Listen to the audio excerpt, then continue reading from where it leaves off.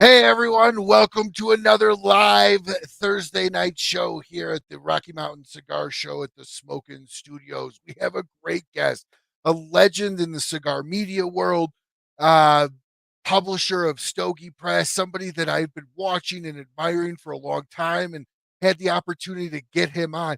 His agent is so hard to get a hold of. Let me tell you, you don't even want to know the promises that I had to make to like six people to pull this interview off. Like this is big time. All right. Like this was, I pulled out all the stops for this one. So it's going to be an absolutely fantastic show. Looking very forward to it tonight. Hey, how you doing, Josh? Um, Big shout out to all these show sponsors that remotely make this show possible. We've got BAMF Cigars, ROCF Cigars, Kristoff Cigars, Sagrado Cigars, Micallef Cigars, Big Sky Cigars, Cornell and Diehl Pipe Tobacco, La Aurora Cigars, West Tampa Tobacco, as well as Dunbar Tobacco and Trust. Tonight, I will be drinking the Axe and the Oak um, cask strength bourbon tonight. We'll get into what I'm smoking as well as we'll get into what Jimmie's smoking here. But really quick before we do, if y'all are going to be here in Colorado on July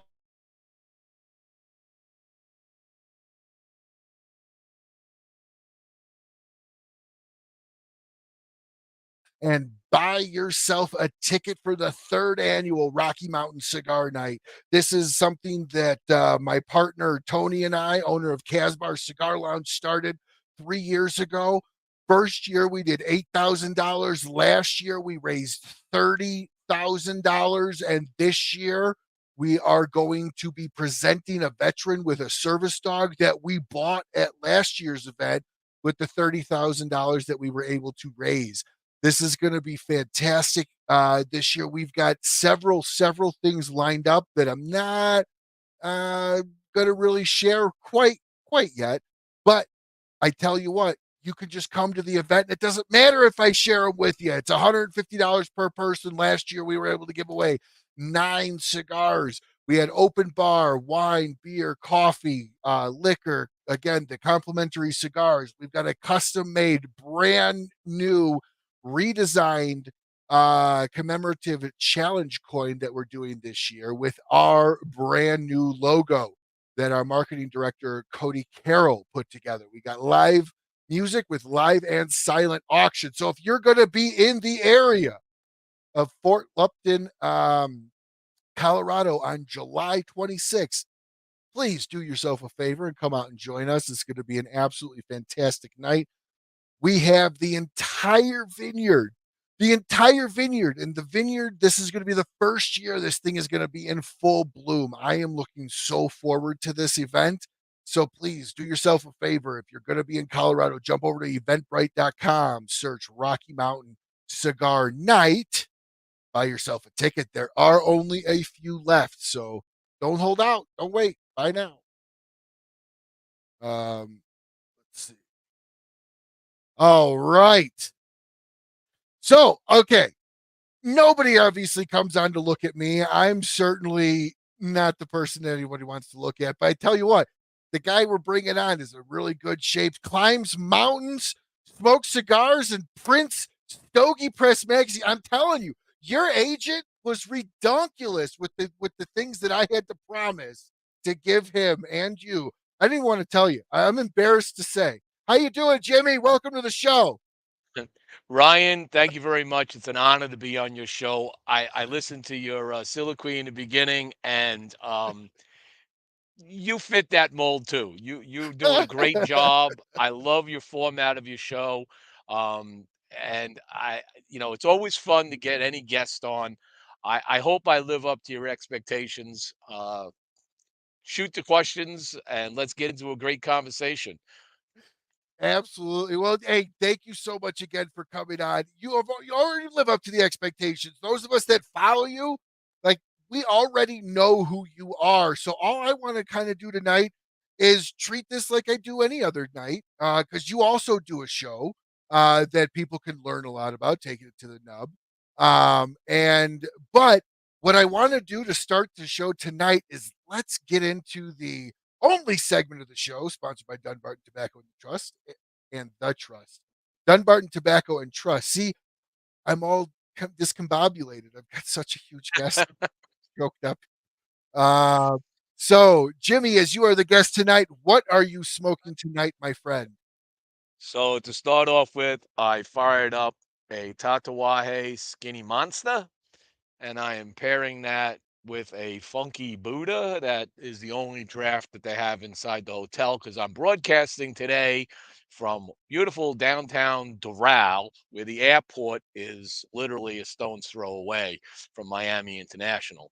I was down here for a family thing I had to do, and I wanted to make sure I was here for your show. So I'm outside. It currently looks good. It's breezy. The lighting may dim over time. And I'm hoping my battery and my laptop last because there's nowhere for me to plug in. So should something happen, I will quickly pack, run inside, plug in, and be back on. So you could just entertain the guests at that point. I think I could maybe figure out a way to do that.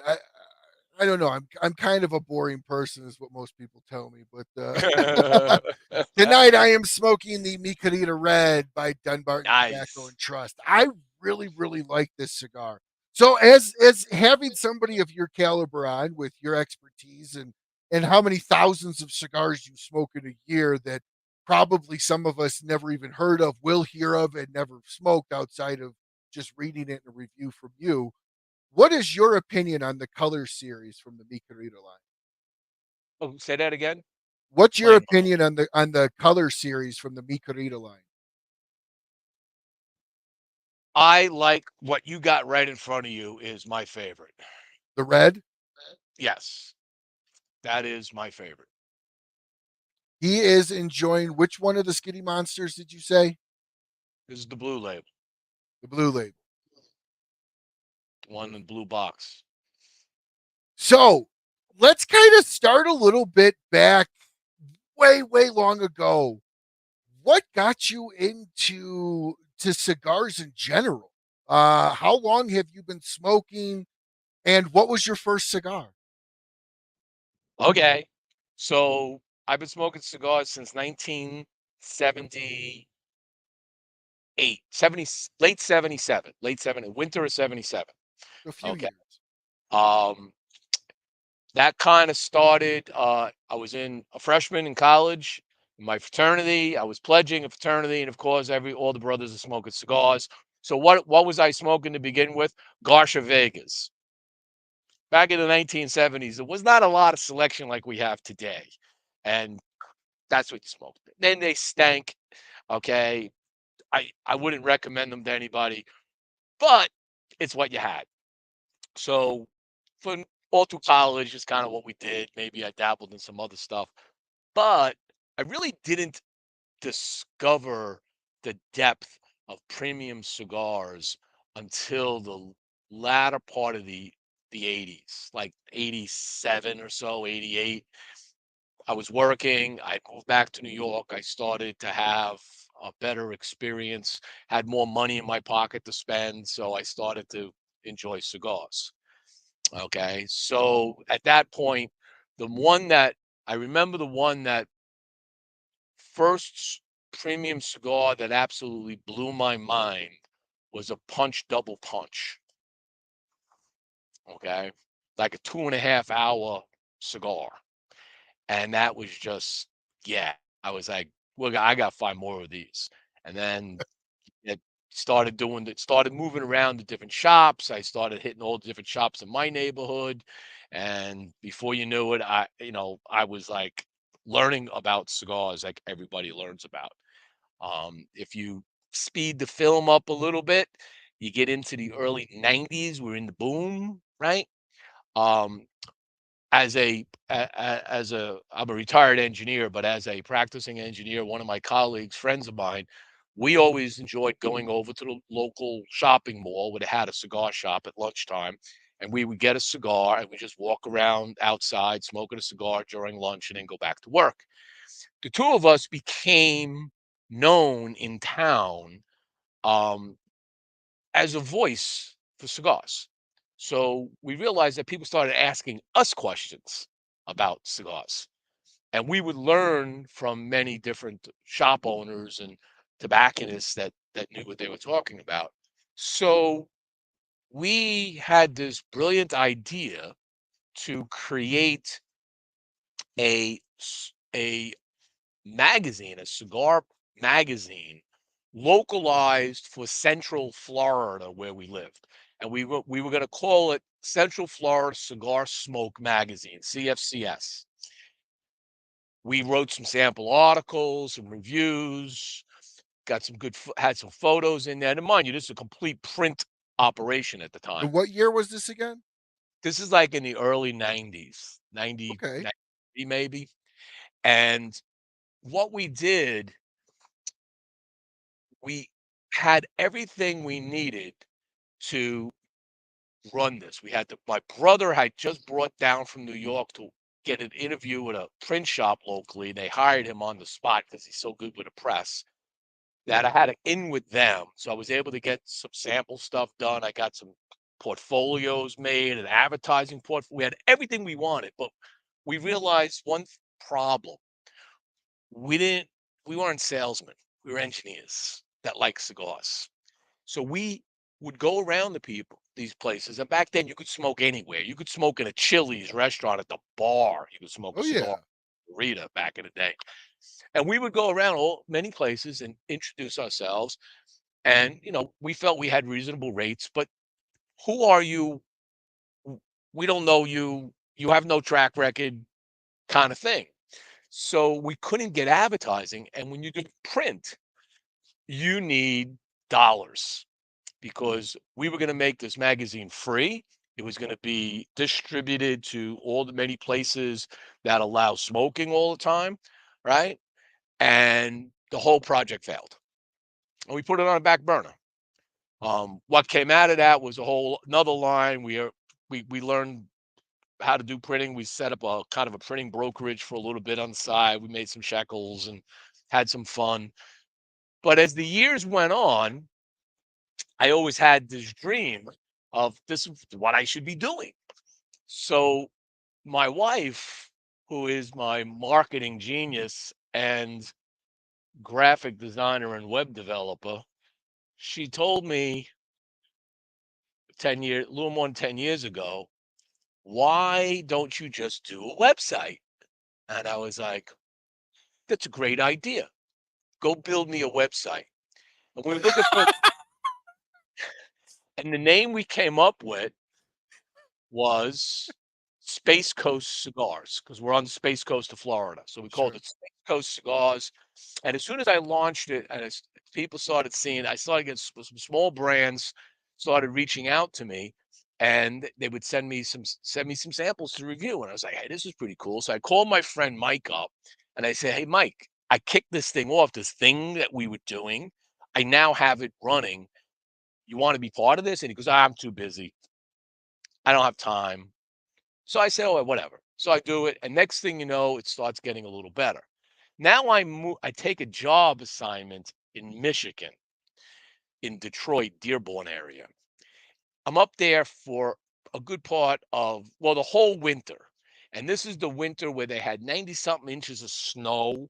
It was a horrible winter.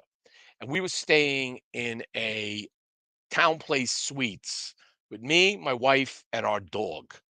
And it's freezing cold outside. And I would go out there and try to review a cigar, and I'm like, "This sucks. I can't do this. I have to find a shop." So I started looking for shops in the area, and I came upon one called Don Yeo's. Don Yeo's phenomenal. Loved it. I love that place up in Dearborn. So I walk into this shop, and I got my Red Sox hat on, and the guy behind the counter that's the manager of the shop is like the 6'8" gringo, and he's got a Detroit hat on. And he looks at me and he goes, "You can leave. Breaking my balls."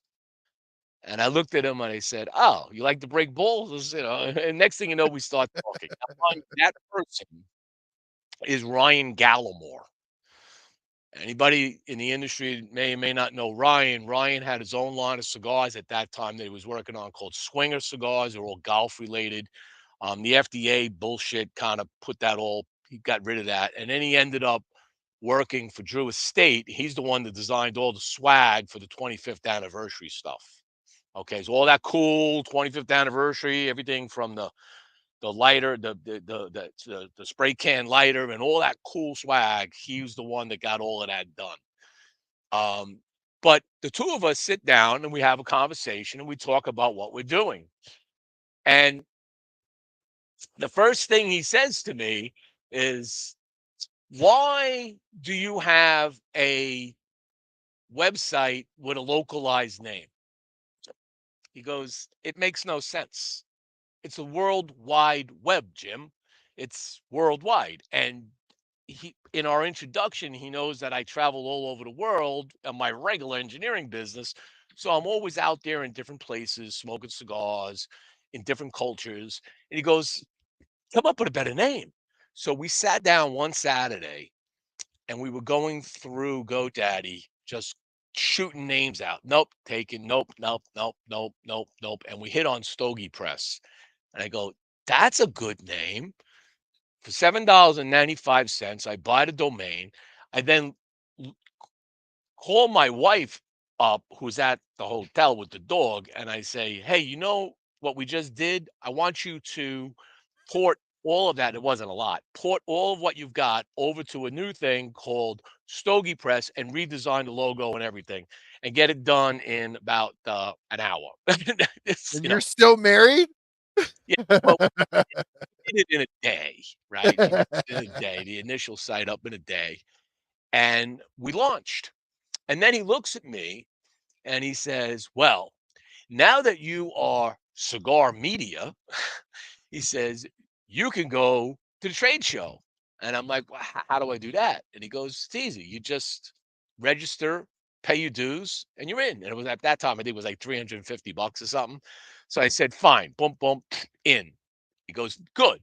I'm going to the trade show too, as I always do." He said, "When you get out there, I'll take you around, introduce you to everybody, because he runs the shop. Everybody, he knows everybody in the. He's only like 25 years old at this time, right? But he is like connected to people. And we walked that show together for 3 days, and he introduced me to all of these players in the market, and telling them what I was doing, and they're like, "Okay." And as you know, the industry, they test you.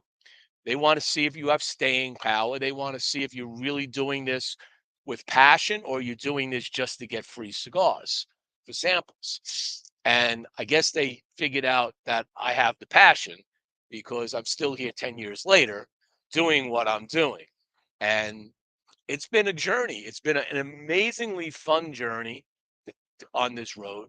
I've met so many incredible people in this industry, had great conversations, some of which are like some of my best friends in the industry, where where we've opened up, to the level of heartfelt things that you don't tell other people about, right? Oh You yeah, know, and absolutely.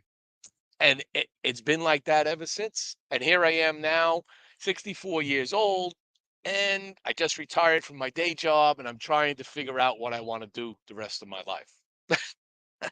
Well, something tells me cigars are in the future of Cigars are part of the future, yes, for that. sure. They were part of the past, present, and future. So, as you start Stogie Press, because I'll be honest, and I've said this on the show numerous times, I can't believe I'm still around in the sense that like people have found this content fun, entertaining. Companies have supported this content. So I had a lot of people in the beginning going, because it was during COVID, I used this as an outlet. Oh, what are you doing? Come on, you're wasting your time. You're wasting your time. Now they're kind of looking at me going, I can't believe it would take, I can't believe it took off. And I look at them and go, I can't believe it took off either. It kind of developed its own following and a mind of its own and kind of just went. So, Yeah. what is your experience with that as far as the naysayers? And then are you shocked that you're around 10 years later? I'm personally not shocked that I'm around 10 years later because I know who I am. But the journey wasn't without its trials and tribulations along the way. I remember when we first launched this 10 years ago, and I would go look at the analytics, what I'm getting. If I got 50 hits in a day on my site, my wife and I are cracking a bottle of champagne going, wow, 50 people actually are reading what we're doing, right? And then it took a whole year, and the following, um, it was the not the Vegas trade show, it was the one that was in New Orleans, right? Is when I went there and I landed my first advertiser for the site. And that was Mike Bellady with MLB Cigar Ventures. Okay. Phenomenal cigars he makes. I wish he was still doing them, but I guess he has his own thing that he does now. But um, he's like, "Yeah, you're a Boston Red Sox fan. I'm supporting you." I'm like, "That's freaking hilarious, right?" And then once you got to one, then there was some other brands, boutique guys, and mind you, a lot of what I did in the beginning focused heavily on small company brands because I felt that the big guys, they got all the press they need. They got the money, they got that. Small guys needed a voice. And I stepped in and filled that void for a number of years by focusing primarily around that, giving yearly awards to the best, in my book, boutique cigar of the year, as opposed to cigar of the year. And the numbers started going up, going up. Last year, we had just shy of 250,000 views on the site in that one year. Okay.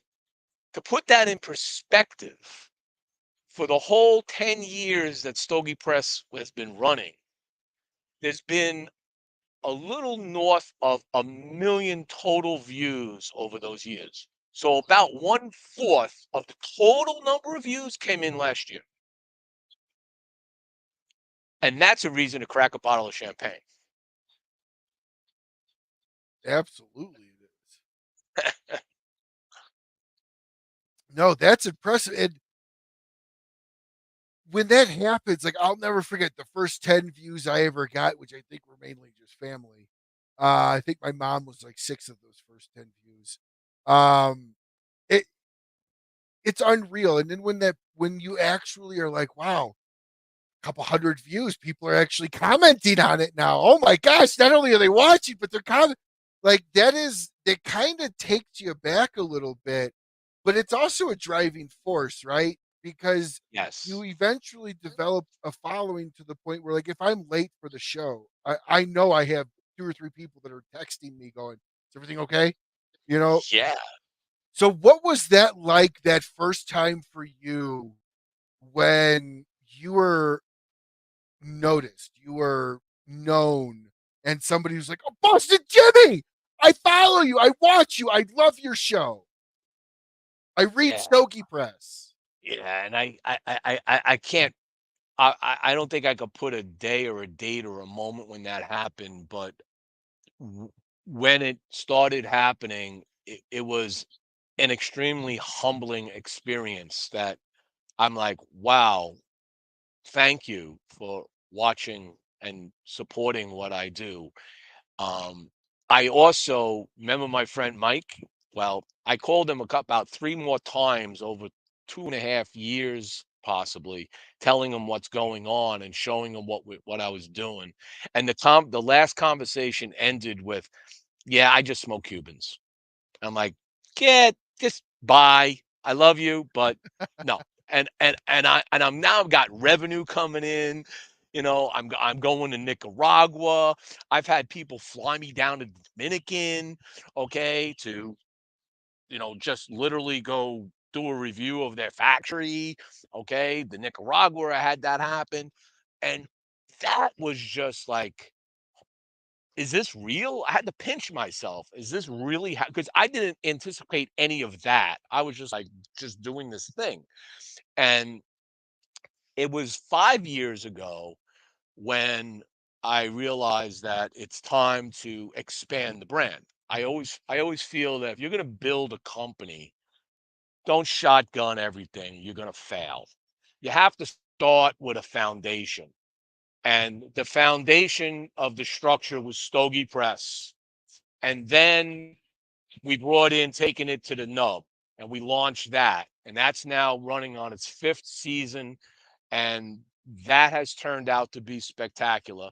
And then a couple of years ago, I created a weekly newsletter that recaps everything on the platform, whether it's Stogie Press articles, news, reviews, and any Take It to the Nub show is on there on from the archive. So it's in one newsletter that goes to my subscribers on Stogie Press.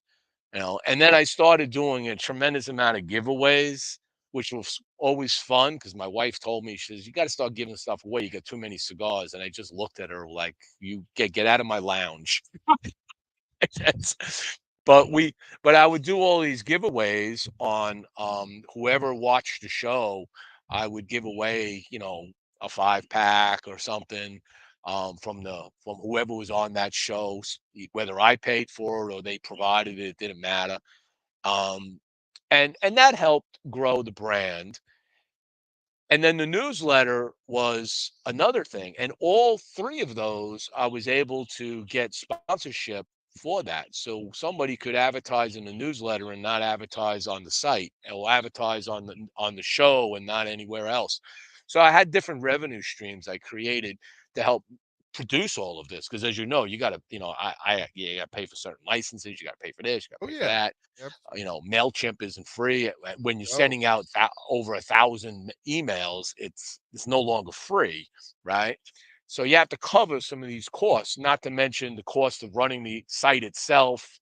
Um, all my whole Adobe suite to do all my, when I do all my photos and my videos, I touch up and everything using Premiere Pro. You got to license all of that. So it pays for that. And the rest of it is kind of goes back into the business of the industry, right? If sure, I'm out in a shop, I'm buying stuff. sure, The goal I set, number one goal that I set doing this was I will never reach into the family budget in a big way to support my passion. sure. Stogie Press provides all of that. Travel, rental cars, hotels, to any events I go to, cigars I buy. My wife's very happy because she doesn't see it come out of the checkbook. And that's like the beauty of, you know, kind of in the same spot you are. Um, I try to not have this supported by my family's income. We are a single family income. I was fortunate enough to get people that wanted to support the show, and like you said, everything essentially outside of expenses for what the show is needed, it goes right back into the like. It's kind of a running joke. I've said this to Dan Thompson, like, whatever you give me, I'm just gonna turn around and buy your cigars with. So it's like all you're doing is just giving your money back to you guys. But It's that's the pretty real, much the way it works. but Exactly. that's the reality of it, right? And there is expense to this, but one of the things that so many people, and I've heard so many people say it, and honestly, it is a make or break moment inside of doing what we do. When did you realize how hard it was to actually do this? Meaning, like, it's not just pick up a camera and do a review. It's 3 hours of editing, and then you got to teach yourself that Yes. editing, and you got to teach yourself to put music in the Yeah. background. You got to teach yourself the touch Yes. ups. So the reality of it is, the first several months, it's a good probably 10 to 20 hours a week of figuring what this stuff Yeah, is. yeah. If you think about like you very very good point. When you just think about a cigar review itself, right? You got to smoke the cigar, right? And oh, by the way, not every cigar I smoke gets reviewed. No, You give me samples of a cigar, I will smoke it. But if it's not worthy of being on Stogie Press, it's not showing up because I would like my site to be cigars that I think people should check out, not cigars don't check out. Because I'm not in the business of killing businesses. Correct. You got a cigar line, you got friends and family that love it. I'm just gonna tell you, the cigar burned off, it has crappy burn, it's this, got these flavors aren't right. So go back to the factory and figure something out and come back to me. Okay. But with that said, you're still smoking a cigar for an hour and a half, taking the photos through the whole thing, okay? And then you got to sit back and go through all the photos. You got to crop them and move things around. So you got to spend the time doing that. Then you have to go and make sure you got all the proper background information because I'm not doing a snippet. I got a whole freaking article, right? This is the cigar. This is when it came out. This is what, if there's a story behind the brand name or that particular blend. I want to talk about it, introduce people to it. What are the different vitolas, the prices, the MSRP, the box count, all of that. You have to collect, and if you don't already have it, and a lot of times you may or may not, and then you got to write the notes. And now what happened? And cut to the chase. I used to write very much a prose article. I just basically would be telling a story. I'm sitting in my lounge. I'm listening to some Pink Floyd, and I'm having this beautiful moment, and I'm smoking this, and this is through that you're hearing about the cigar, and I had no ratings. I didn't do any ratings in the beginning. It was just my experience presented. That took a very long time, and you have to Yeah. have content constantly, right, in the beginning. So I realized that got a little difficult. So I started to create a short form of that where I just bulletized the notes. And that was for some cigars, and others I would do the pros. And eventually I realized that the bullet form was a much better way because now, as a somebody looking at the article, they don't have to read. They don't have to read everything because I'm going to bold out. You could cut to the chase. You can go right down to the bullet list and just see all the notes, where they come and where they are. You can see all the pictures of the burn from the pre-light all the way down to the nub, right? So I made it a little easy on myself. So that became a little simplified and eased my life because I was getting a little stressed out at that moment. And then when I created taking it to the nub, it added another dimension because then I had to round up guests. And as you know, sometimes guests cancel at the last moment and you stress out over it, right? Because you got to Right. run a show, right? And Yeah. then and then you have to I push it out live, but then I take it and I archive it on my YouTube channel, but I have to post produce it through Premiere Pro. Any glitches in the live are gone, right? And I clean things up so it looks better, right? From a produced end, and that takes time. Plus the fact that it has to crunch, so it sits there and crunches for an hour doing what it's doing. So that continues, right?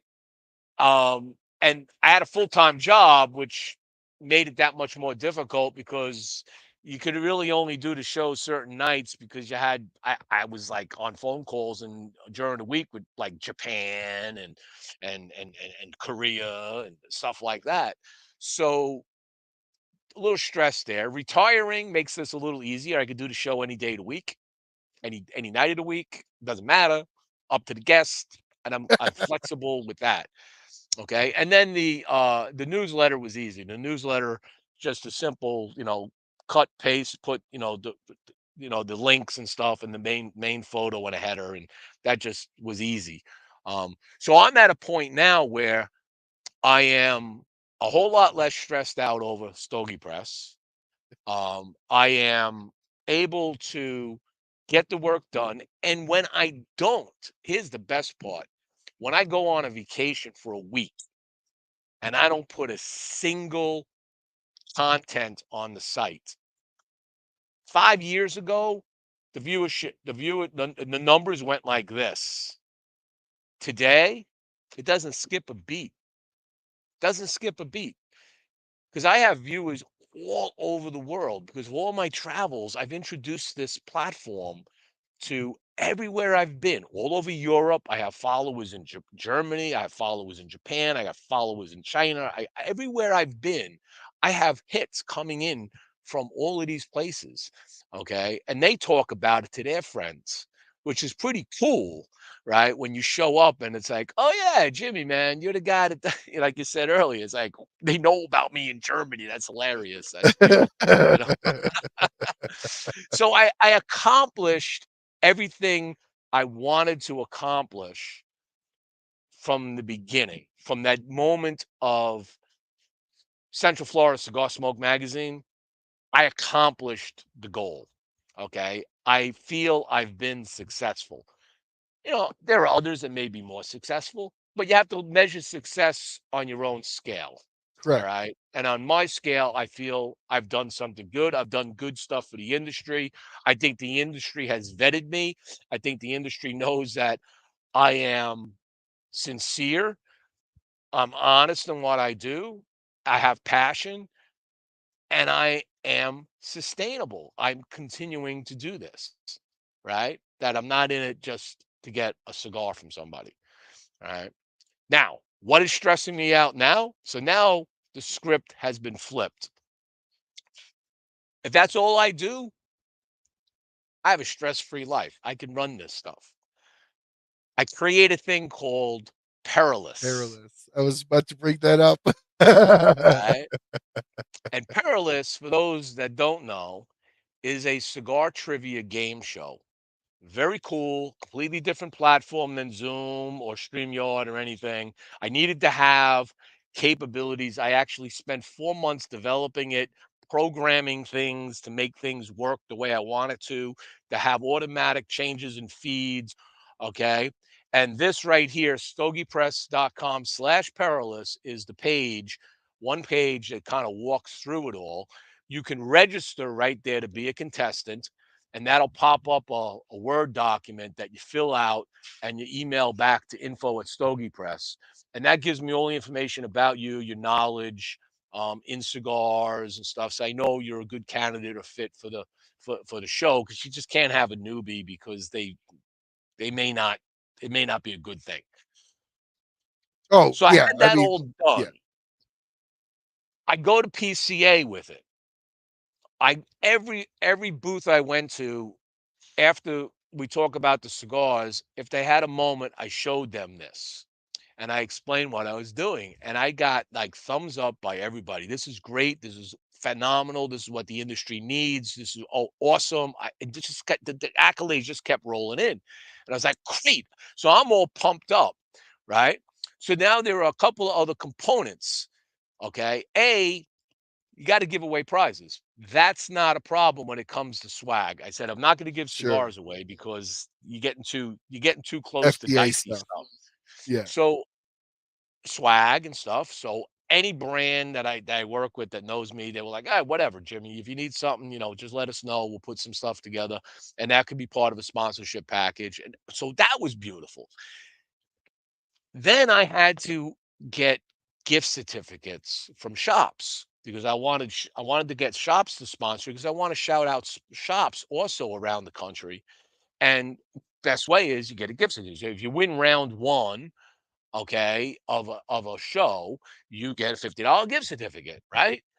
now And I real thought that quick, would be a real quick though, you have to look for not just any shop, but it has to be an online shop. They have to have a .com aspect, no. right? The criteria is if a person calls you up that they won if you pledged a gift certificate and they called you up, right? They didn't have an online shop, but they called you up and said, I got this thing from Boston Jimmy on Perilous. They go, oh yeah, yeah, yeah. What do you want? And they would walk you Okay, through the okay, humidor.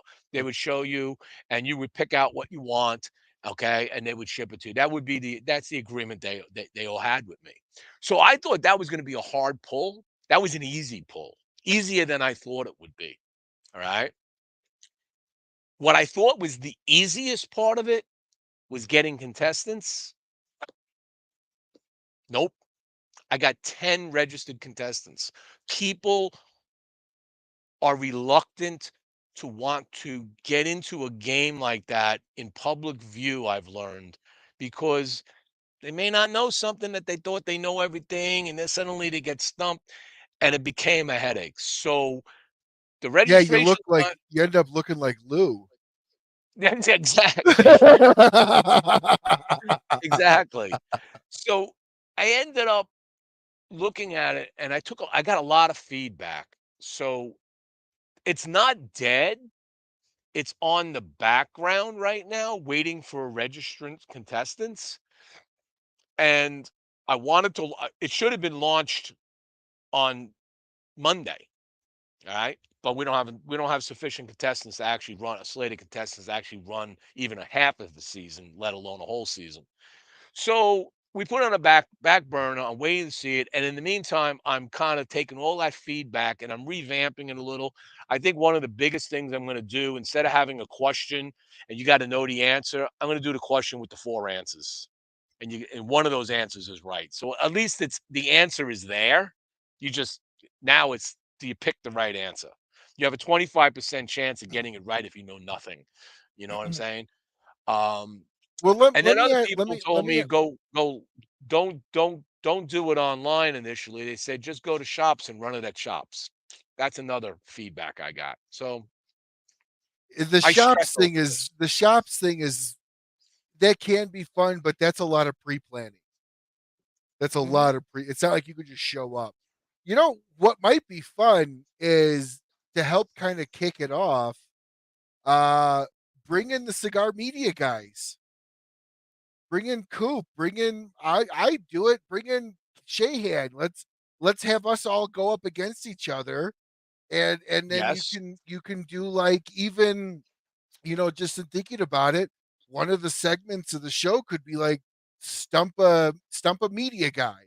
Like you take a Coop, who's an Encyclopedia Britannica for Right. cigars, and I mean I wouldn't want to go up against him, but I'll graciously lose to Coop with a smile.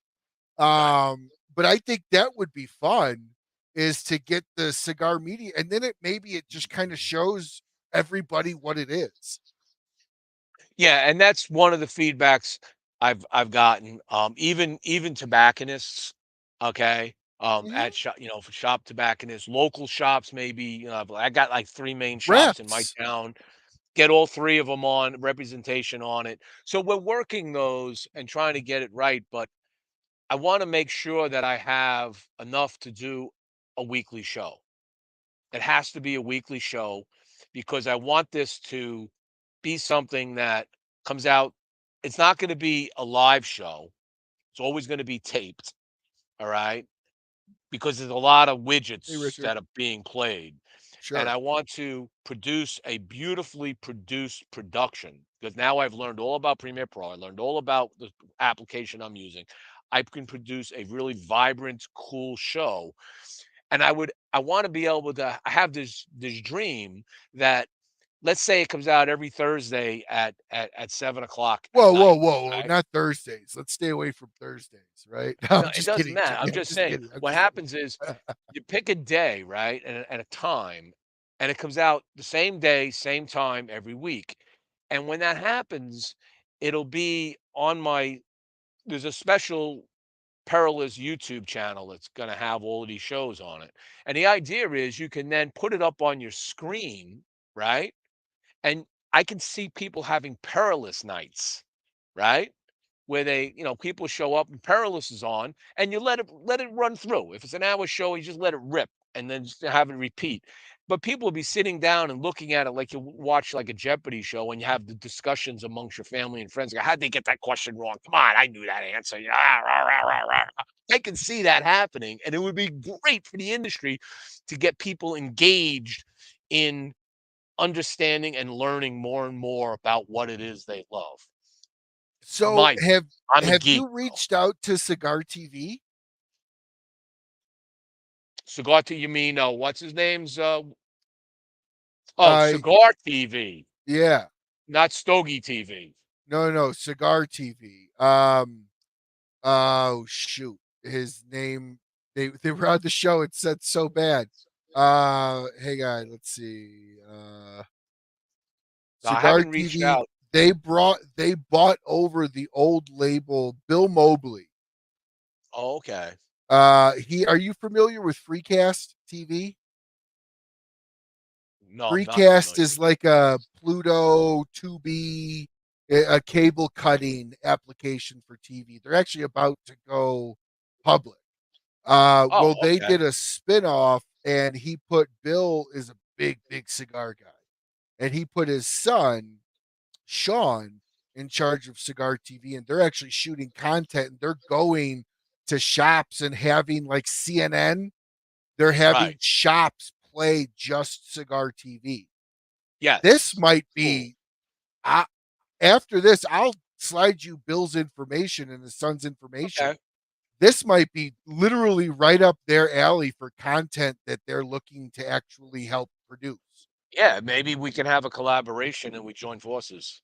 Yeah. Yeah, like this would be Right. perfect for that because you would get into every shop that they're in that's working with them. And they said they're working with something like 15,000 shops or 10,000 shops across the US or some outrageous number. That But would be yeah, every shop. yeah, I know. It's that's what I'm saying. Maybe it was like 5,000 or whatever. It was a ton of shops that they've been talking to. Plus, like Right. JC Newman is working with them and a bunch of others. So that might be a good outlet for you on this. I know I've given Yeah, content to them. that's good. That's awesome feedback. I'll take that. And if you send me that information, I'll reach out to them and just maybe have a brain session and say, hey, do we fit together? Is there something good we can do? You know, maybe this is like you said, maybe this could turn into a joint venture and we share in what we're doing and just another piece of content that they can use. Okay. And we both get our benefit out of it. Yeah, I think it would be because they're gonna help. They would have the ability for the funding, the help, the guests, and I don't know. I just think something like that to me screams content that they're looking for. Yeah, it's definitely, most definitely. I mean, if you have a something called Cigar TV and you don't have Perilous on it, then what are you doing? No, absolutely. I mean, don't have Boston Jimmy on it. What the hell are you doing? What do you think of the Um, name? What do you think about the name Perilous? I've got feedback on that too. What's your view? The name Perilous, a ultimate cigar trivia game show. What do you think of that name? how honest do you want me to be? Yeah, no, um, a brutal I don't honesty. 'Cause I've got I don't like the pluses and name. minuses. Okay. I think Stogie Time Games would be better, or Stogie Time would be better because it correlates to Stogie Press. And you can kind of tie the two together with that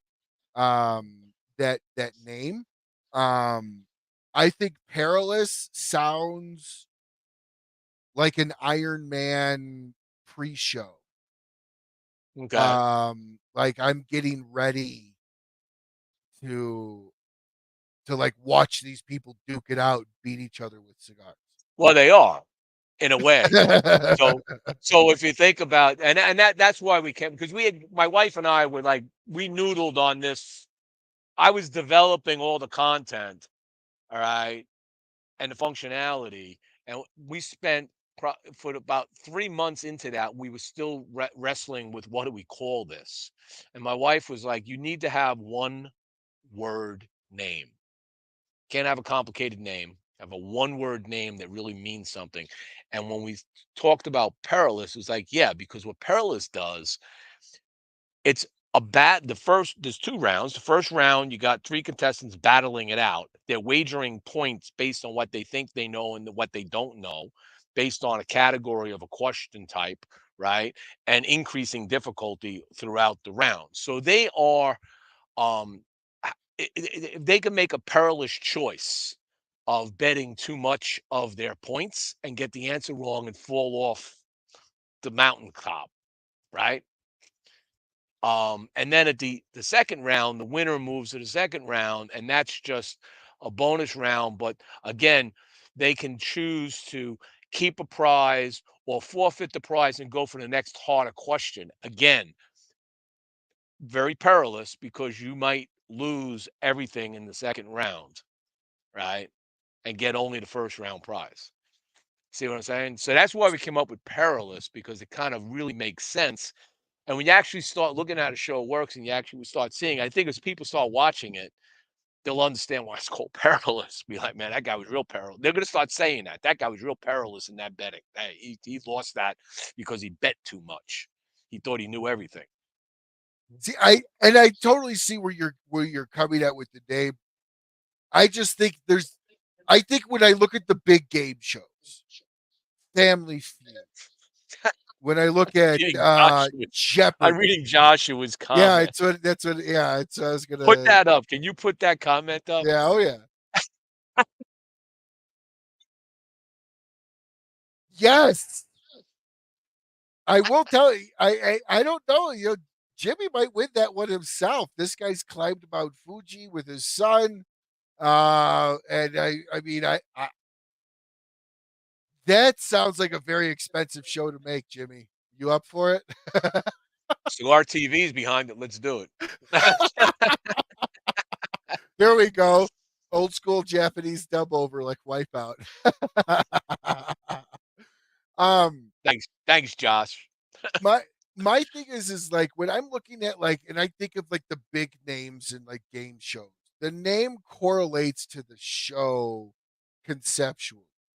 Mhm. Family Feud, Families Feuding, Jeopardy. You know, Jeopardy was not originally called Jeopardy. That's what this how this conversation went with my wife. Jeopardy had another name originally, and it didn't get any traction. never When knew they that. came out with Jeopardy, Jeopardy was like a single name that was just like, yeah, but Jeopardy has nothing to do with trivia, right? That's But true. it made sense when people started watching the show because they put themselves in jeopardy. I it's a name. In the end, it's not so much about the name, but it's a name you wanna No, I always think it's a remember. great show. I think it's a great concept. I think it's fun. And I think a great way to kind of kick that off would be cigar reps of the year. Go Mm, get yourself David Ludwig. Go get yourself um uh All Saints cigar rep of the year, La Aurora cigar rep of the year, and put them against each other. And then you can do like the individual contestant can come back and go against the industry guys. Like stuff yeah, like but then that. what is the then what do we do with that? And then when I thought about that, it was like, what are you doing for prizes? What would does the prize really matter at that point? Because when you have the consumers and the geeky consumers, right? The guys that know stuff, right? Girls that know stuff. And they win something, they win gift certificates to buy cigars or anything else they want. Um, it's cool. These people like me, you, and others. It's like, does that move my needle to be on the show? And do I want to expose myself as not knowing something? That's the key. Do they want to get tripped up and then the whole world sees that they didn't know something? I get it. I understand. No, it makes sense. I get the apprehension. Just thinking about like I'm a geek. I go into this as much, but you put me up against a Shahan, I'm probably not going to get majority of the questions. You put me up against a Coop yourself. You guys decades more knowledge on cigars than I do. So the real question is how are you going to pick the categories for the show? That's really the better question Oh, because that's easy. it's the categories that actually can be an equalizer. Yeah. So the categories are there's so look at it this way. In just take round one. Round one has 5 levels of play, right? Level one is going to be a but softball questions. I would expect most anybody to get that right that has any knowledge, right? Level five is a question that I would expect most people aren't going to get, and I expect and don't be afraid that you didn't get it right because most people probably aren't going to get it right. Now, for each level on a show, it's going to be kind of somewhat randomized in my book, but a level for a show for a not for one taping. Level one is going to be a picked category. So let's say level one, I'm going to go for this show. It's going to be legal. All right.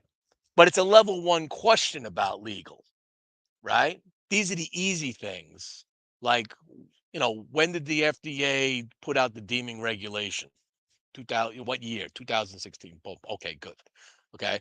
That type of stuff. Level two would be a different category.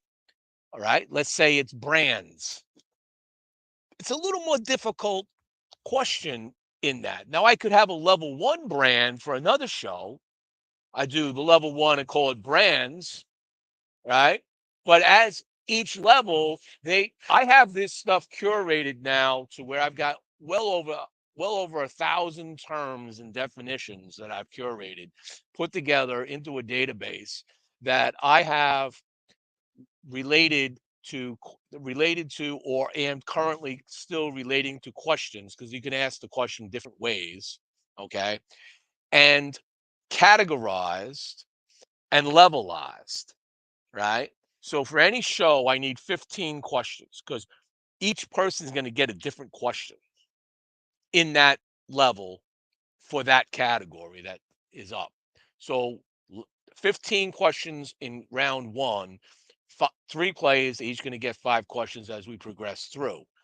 So I don't think it matters much on what the category is, because nobody knows everything. Yeah. And That's true. That's true. I can give you brand questions. I can give you a level 5 brand question, for instance, that probably includes something about a cigar brand that is now defunct, and say, what year did it go defunct? And you got 7 seconds or 10 seconds to answer. You don't know that answer. All right. You may not, You you might know what I'm not know saying? the brand. You might not even know the brand. Yeah. Exactly. So you can create the questions to have a level of difficulty. Okay. So in that category, whereas I can also create a very easy questions in that category. Right. Well, I'll tell you, if you do a media show, I'll do it. I'll be on. I would love to be a part of it. And when it comes to media shows, maybe we could do like a whoever wins is a charity donation or something like that. Well, that's the other thing.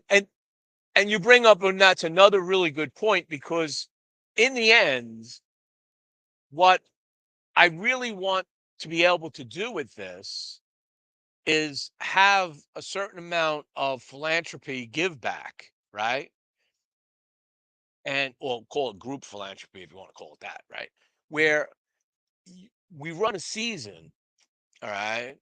And at the end of the season, you then have like brand owners, shop owners, reps that then can be on, and this is not for them to win prizes, it's for them to compete to get donations to their charity of choice, right? And I think that I like that. becomes powerful, Yes. as we because that's what this industry, what I love about this industry more than anything else is how, not only how do we care for ourselves, but how we care for others, not even in our industry sometimes. All right. We Well, help people. no, we absolutely do. And that's what I love about this industry. I mean, starting my own charity 3 years ago, we went from 8 grand the first year to 30 grand the second year. Like this is a community that loves to give back, that loves to help, and has its arms open to a lot of other people in the community. Um, I think what would be a lot of fun with this is, like you said, is that charity give back, is that philanthropy aspect of it. But it Right. would also be a lot of fun is if you were to grab and do brackets. So Oh, each well, season is oh, only like 30 people. We or got 20 this. No, people? no. All right, no, that okay. I didn't get to that part. Oh, you thank you for reminding me. So at the end of the at the end of the season, every show there's going to be a winner, and they're going to get ranked. And the ranking is a based on a formula that's going to be the number of points Okay. they got in round one times a factor of the dollar value gift certificate they would have won in round two. Okay. I'm not getting into all the details, but there'll be a number. And that number is going to determine where they are in the ranking. The top 16, I'd like to have 24 shows or so, but the top six, I want at least 16. The top 16 players, as ranked, will go into a bracket, just like a basketball bracket, right? 1 to 16 to so forth. And it'll boil down like the bracket, and there'll be the last two people standing battling it out for that final, right? And it's only round one style, okay? It's not the bonus style, it's just round one style to battle it out. The winner, my pledge to people has been if this show takes off, the winner of that season's bracket of champions will be my guest, expenses paid out of Miami to Nicaragua for 3 days, tours, food, hotel, drinks, parties, whatever. Okay. On me. Even with Wow. that, even with that statement, I don't get I don't have a slate of contestants. I think it's literally what you said. It's everybody's so smart in their own world, and then when challenged, they go, uh, And I get it. I and understand. It's totally, human nature. totally, It's I absolutely. get it. Like I said, we all don't want to look like Lou. Right. And I tease lose a close friend. I tease. Lou's good at making cabinets. Lou makes great cabinets. And he makes great cigar band art. Yes, no, he does. He Phenomenal, absolutely. phenomenal The, cigar. I don't he even know he. how he does it.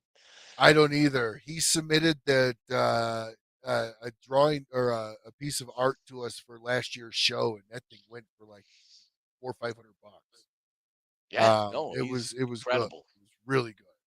So, in moving on here, I'd like to kind of dig a little bit back into your history here because Okay. you did start with boutiques, and I'm really curious to know if you even smoke any of these cigars. So, we're going to dive into the history of Stogie Press's Cigar of the Year.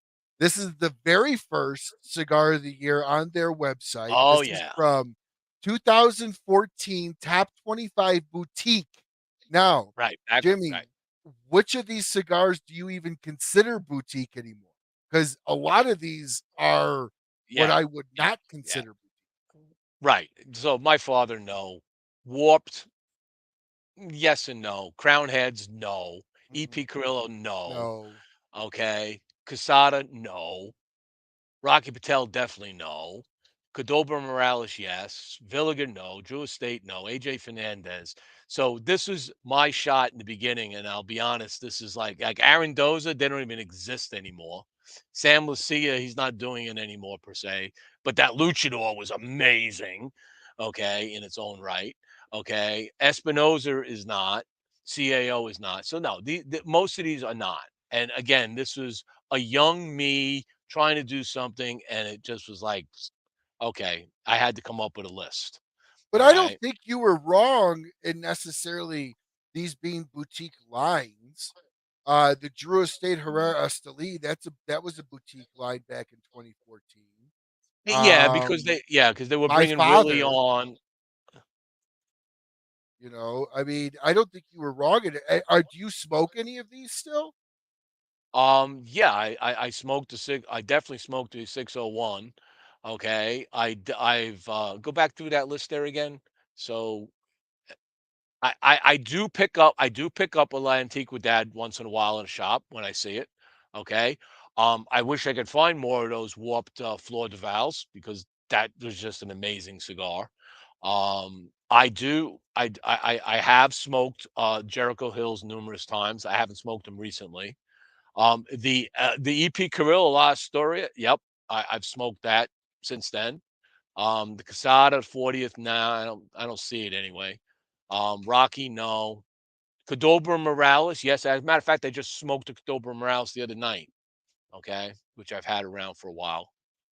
See, I've Um, never even heard of Bill Cadobra Morales is a small cigar company based out of Central Florida. Okay, so cool guy that runs it. Him and his wife, they got divorced a few years ago, but great little family. He was rolling them all himself here in Florida for a while.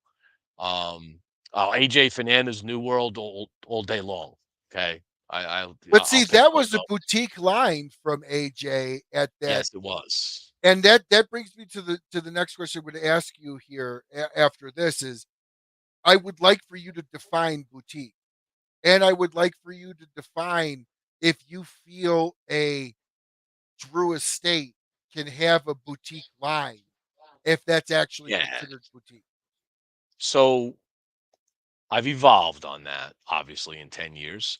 I believe that anybody can have a boutique line if they follow the practices of boutique. And, it shouldn't be a mass production. It can be a regular production, but it should be a higher craft in the cigar, more a longer aged leaf in it. Those kinds of things I would start to put into it. Definitely solid on construction type of stuff. With a higher quality control per se. Not that I'm saying that they have bad quality control. I'm just these are Sure, factors that may come sure. into play. Um, but I don't use the word boutique anymore. It's Okay. not in my vocabulary.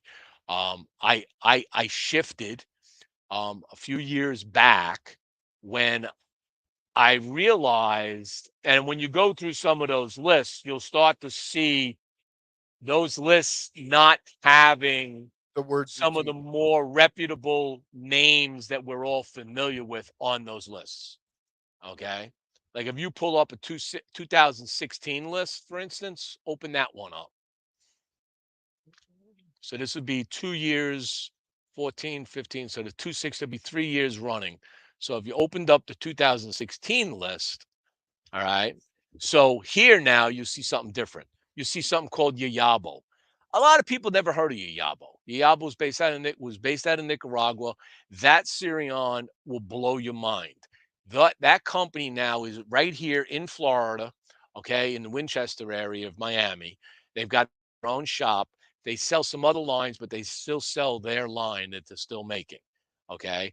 Uh, the Crux now is no longer small batch in my book. They're not a small company. They're a medium-sized company. They've done amazing, right? Um, if you look at M Bombay, remember them? Not around anymore. You can't find an M Bombay, Yeah. but M I know. Bombay was like killer. Cornelius and Anthony, non-existent. Espinoza, not anymore. All Yeah. right. K Vita, okay, a brand that very few people have heard of, right? Don Kiki, obviously, that has grown now. Karen has done an enormous job of building that Amazing job. brand, right? MLB Cigar Ventures doesn't exist anymore, but I'll tell you what he was making, Mike, was just incredible. Josh Some Crow with Risty, okay, when that Red Knight was just rock solid, okay. Um, La Polina snuck in there, I think. But they it was hard for me to decide whether they were small or not, for whatever reason. Aaron Dozer doesn't exist. Lucia, Southern Draw was just coming on the market. They were a small company, right? And that Kudzo was just ridiculously good. Steve Saka, right? He was a small company when he came out with the Mike Carita, Yep. right? Warp. You go down that line. Kill the Blackwork Studio again. They've only been in business for 10 years, so they were new. They were young, right? Big So Poppy. you could see how things. Yeah, the Big Poppy, Victor Calvo. I don't know how many people remember Victor Calvo cigars. I mean, these were things that. And Sereno. How many people remember Sereno? I haven't seen them around lately in the shows. I haven't seen them in I think 2 years at least, maybe three, maybe since the pandemic. So, um, you could see the change there. Those were small companies. Barbacoa Yes. Cigars, mind blowing. Brother of the Leaf, together with me, Ryan Gallimore, and others that did Save the Leaf in Washington D.C. back in this year, right? When we did the march on the Capitol. All right. A lot of people don't remember that, but we had a phenomenal time to those that showed up there. We were the only ones that ever got we were the first ones to get a permit to smoke tobacco on the Capitol lawn. That's crazy to me because, and I've said this. I don't know. Like I'm a legal junkie, and I kind of like watching old Supreme Court confirmations. And one of my favorites was oh gosh, his name just literally he just passed away a couple years ago. Well, I can't think of his name. It's literally Scalia. He lit Uh, a pipe during his confirmation on the floor of Congress and smoked a pipe during his confirmation. Like you don't see like and you got to get an approval to smoke a yeah, cigar. yeah. You on the Capitol lawn, 'cause it's a non-smoking area. It's government property. So we had ashtrays, stand-ups, stinky ashtrays all around. We didn't have a huge turnout, but those that did had a good time. We had like a 3-day event leading up to the final day. We had signs and protest signs, and we had like visitors to the Capitol, foreigners especially. Were like they were confused. What is this all about? And we would talk to them and say, "This is what they're trying to do." And they're like, "That's stupid. Why would the government want to even be involved in this?" It was like it was so much fun. We had a blast doing this. But just a Well, bunch of brothers and sisters of the Leaf that got together and protested the government. I thank you so much for doing that because obviously that needs to happen more. Needs to happen significantly. It needs to happen to the point where we don't have to ask to smoke on our land that we pay for as a public.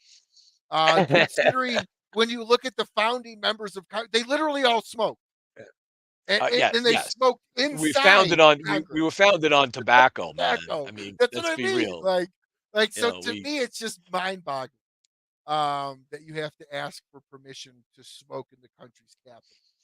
Um, but I want to kind of move on here. I want to kind of get your opinion on associations in the cigar industry. And what I mean by that is, This is you a know, loaded question. coming yeah, right, coming from somebody that's in cigar media, for I know where instance, this is going. I PC. need to fire up. I need I need to fire up another cigar for this one.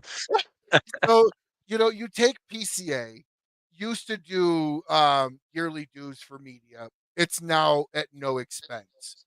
Do you agree with that? Do you think that the media shouldn't be charged to go in there Right. and and do the show, Yes. right?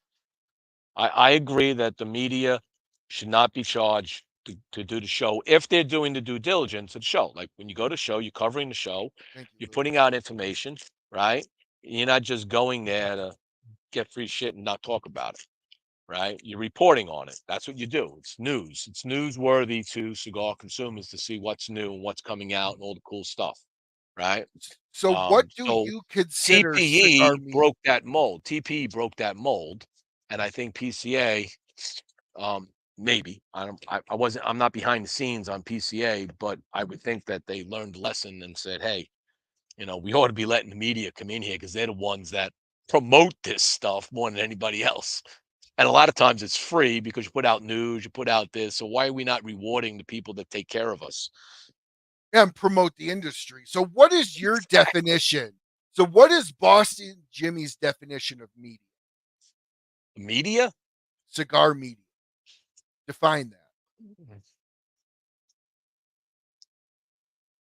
I would say you need to have a presence of continual content of knowledge that you're providing an audience tied to the topic of cigars, if that's what we're talking about, right? Correct. Um, it should include, newsworthy. It should include reviews and other things. If you want to do entertainment on top of that, you want to have a show, okay, that's important. That's media, right? Just a straight up podcast. Those are all valid in my book as media, it's bringing knowledge and information to the consumer, things that they may not be aware of, that they haven't heard about, or they did hear about it, but you have a different perspective on it, and it's always good to have multiple perspectives. Um, with that said, this is the loaded question part.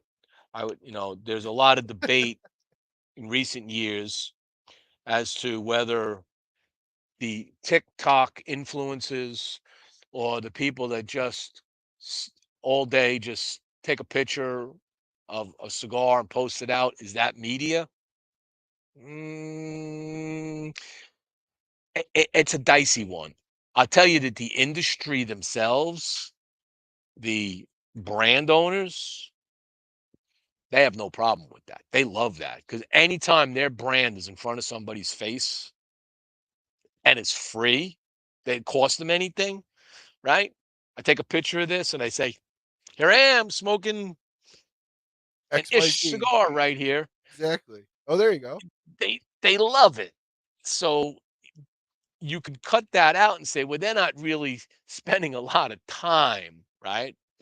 I spend a lot of time, as you brought up, and my brethren in the media, the OGs, guys like Coop, okay, and others, we spend a lot of time uh, doing what we do. And believe me, the dollars that the sponsorship that we get in, if you want to divide that by the time, I'd be better off working at Chipotle. I'd make more money. We certainly don't do this for the money. This is a net negative. Like, Yeah, yeah, cigars cost a whole lot less than our time.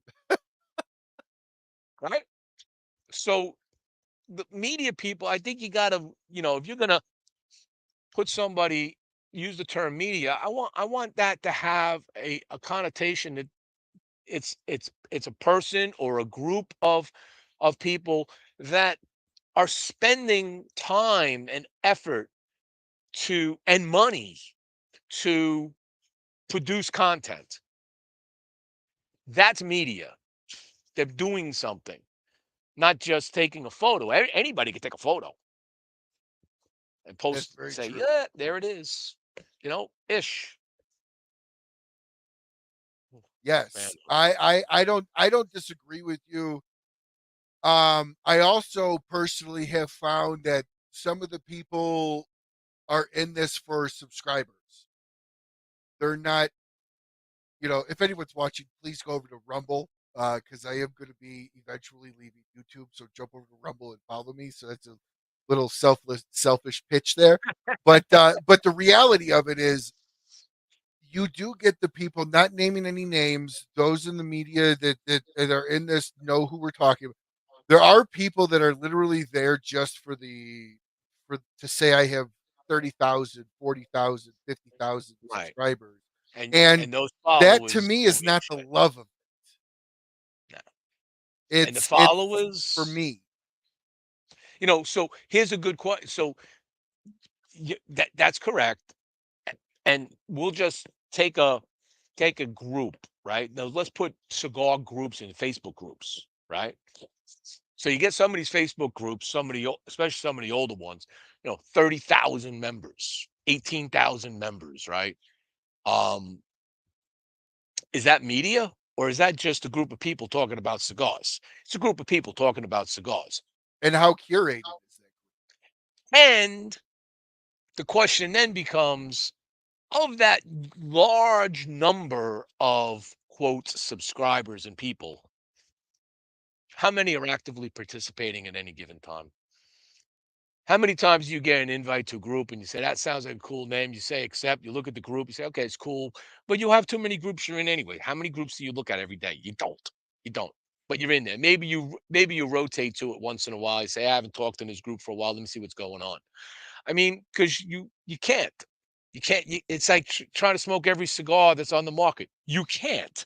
You can't. You don't have time of the day. No.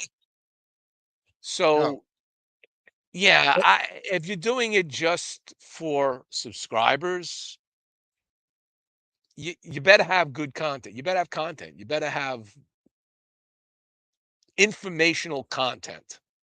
No, I agree with you. And a buddy of mine, I used to be in marketing. I was in marketing for about 6, 7, 8 years at two of the biggest firms in the country selling digital advertising.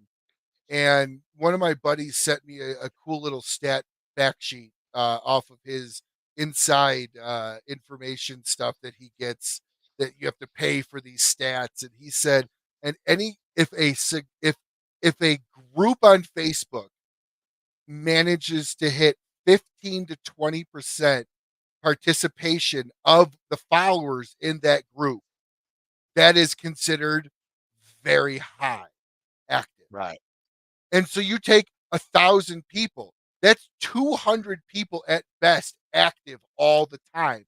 And when you actually think about, when you look at these groups, you made a good point. You see the same over and over in certain groups Across the groups. across, and even so, yes, even some across the groups. But you're right. How do you measure that success? And it's, is that media? Is that not? I don't. I just, because you start a group, I don't think that's media by any means. I agree. You have to have It's content. it's marketing. It's marketing, but that's not media. Okay, it's marketing. They're helping to market. Even the TikTokers it's marketing. I'm showing this, and whether you pay me or not, or maybe you just give me cigars to take a picture of me up by the pool in my bikini, I'm good. Here it is, right? Not that you want to see me in a bikini. You might want to see Kevin Shea Oh, in his bikini, but it's now, Jimmy, if we're taking numbers on that, I bet you I could get a whole list of people to come up with a donation to see. see me in a bikini. My figure's a little better these days, but yeah. Ah, hey, I've got that rounded figure, myself. But they but but when you get into like the marketing aspect, and then you've got groups. I'm just gonna throw something out there. We in the industry, and we can measure success, like going back to success, right? How many people are following you? How many likes do you have? How many clicks did you get? How many views? Um, Here's an interesting statistic. You want to play a game? Pull up a cigar group that's got, a very popular one that maybe it has 18,000, 20,000 members, right? That's a big group, right? It's Big huge. group. Okay. Now go on Facebook and look up weed.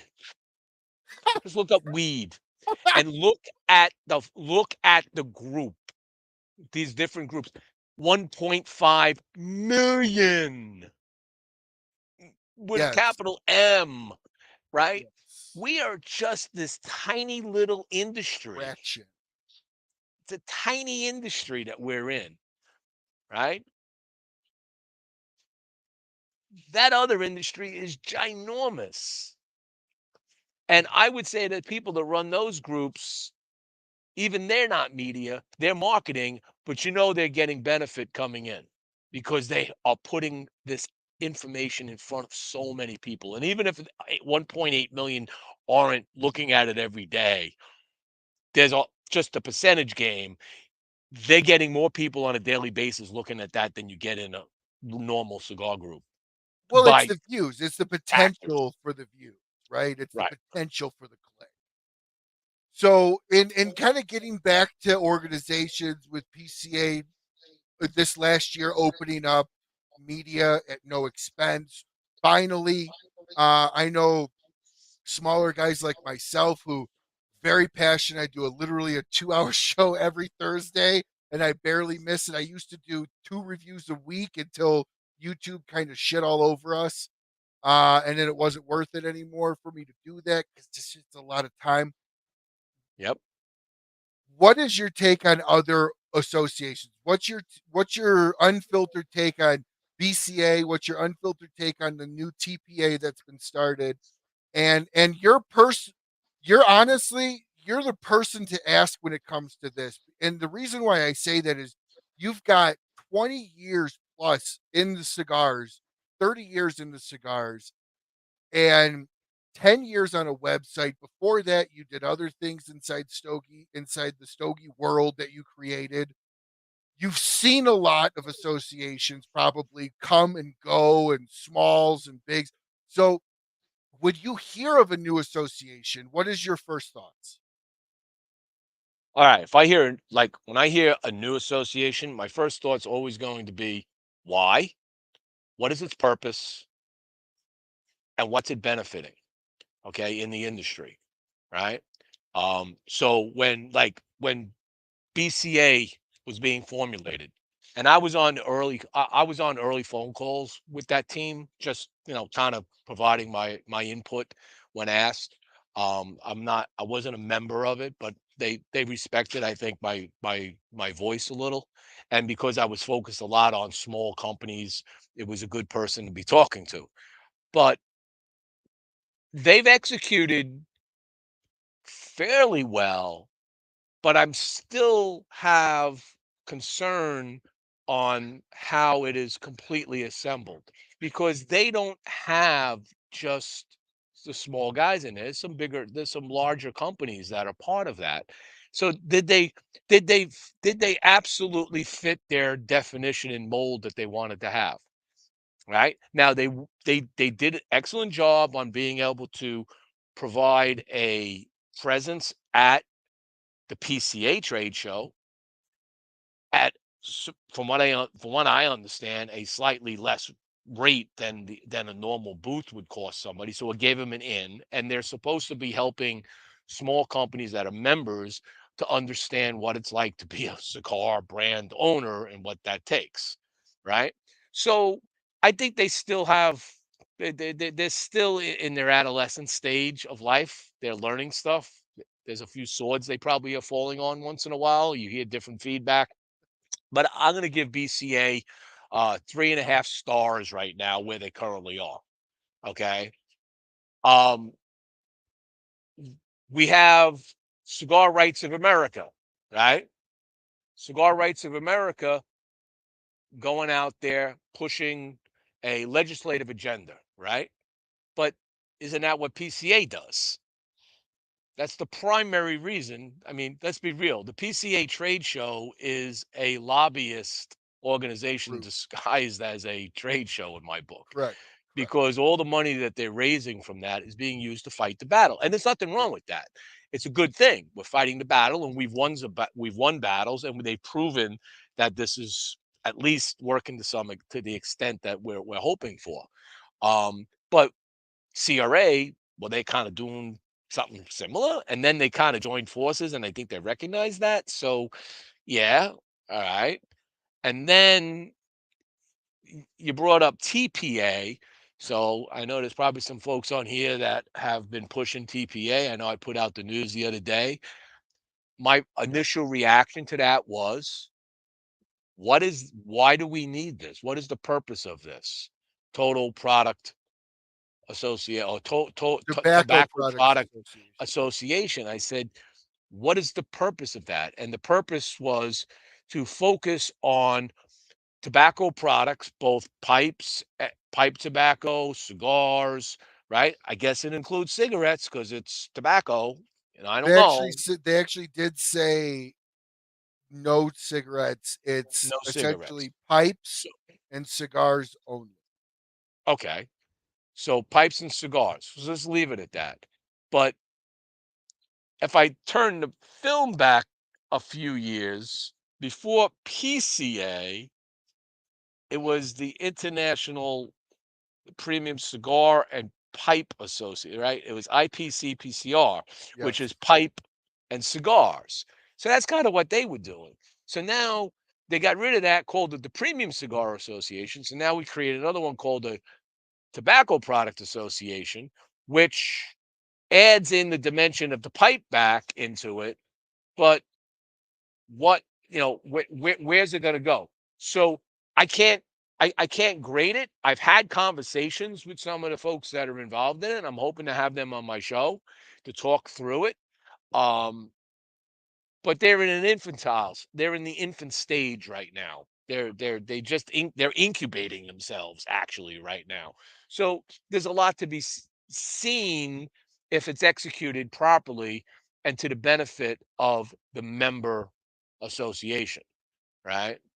Um, but how many associations do we really need? What is the real need? What is the association has to have a very clear two-sentence definition of its purpose, clearly defined and executed to, that is not repetitive of another association. Because who's going to join it? Well, let me ask you this: do you think it's worthwhile to bring in pipes? Pipes? Do you think it's worthwhile for the cigar world to open? Obviously, there's crossover, but do you think it's worthwhile to have an association that encompasses both? So I haven't been a pipe smoker in decades. I mean, I actually used to smoke a pipe back in the 80s, not religiously, but I had one. Um, I don't, I'm ignorant when it comes to, is there a pipe association? I have to believe there is. Well, there's the Chicago pipe show, There you go. So and there is an and that's where association. TPA is kind of taking the pipe association So because of Ronnie you, running cigar so pipe. the pipe people have it. Okay, so Lou's chiming in, talking about it also includes accessories. Yeah, so does PCA deal with accessories, right? I mean, should pipe and tobacco and cigars be in the same sentence? I don't have a problem with that. It's in the same realm of sit back, relax, and enjoy good tobacco. Well, you also now have cigars coming out with really high caliber blends of pipe tobacco. The Stillwell Star Stillwell is with cigars. Cornell and Diehl. I personally feel anytime anybody ever tells me it's a pipe cigar and it's not a Cornell and Diehl, my next thing is if you like pipe cigars, then there's only one to smoke, and that's the Stillwell Star. Which, I think yeah, that because is he's the using best. quality tobacco. Well, it's I, but that is a perfect blend of pipe world into the cigar world.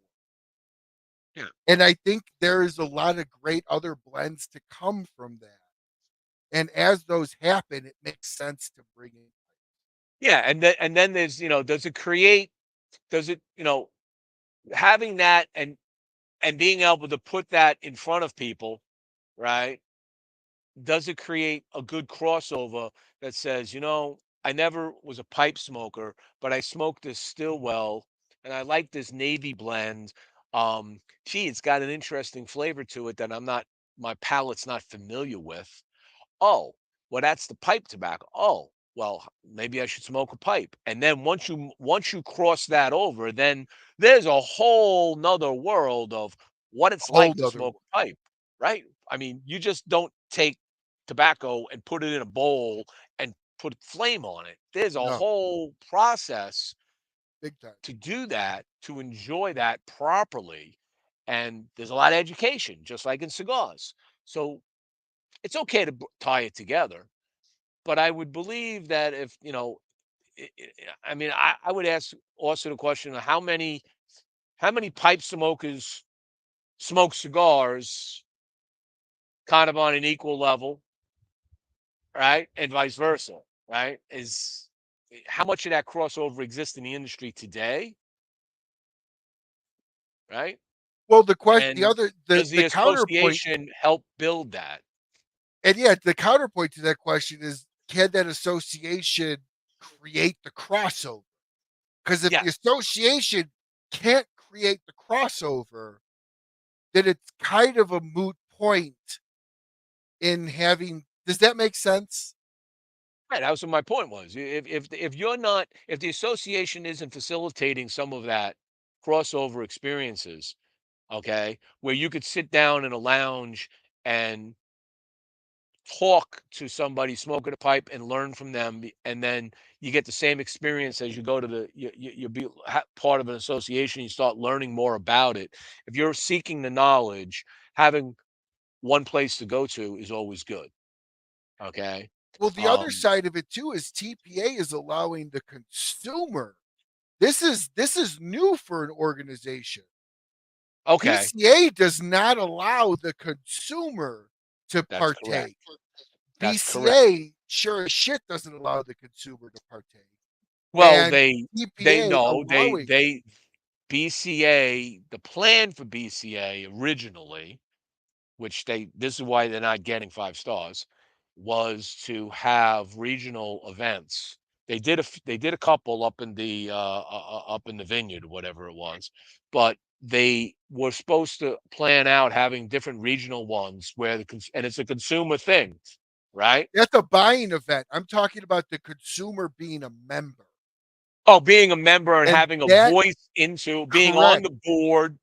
Right. correct. Like And that we don't even have media on the board of the PCA no, there's 25 other manufacturers and a lot because of they them have their don't own do. media operation.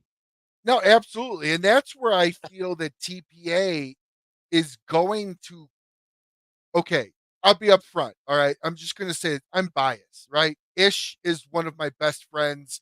Ronnie is one of a very, very close dear friend of mine.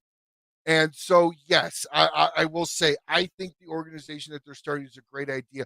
But I don't disagree with the negative with the concerns that you have. Those are unbelievably valid concerns, and I think the TPA needs to be tested and Mhm. put under a load to see if they could perform 100%. Correct. And That's if they right. can't, they can't. I do like the fact that I, as a media guy, can join the TPA. You, as a Yeah. media guy, can join. Lou, as a consumer, Josh, as a consumer, Can can join. join Yeah. the TPA.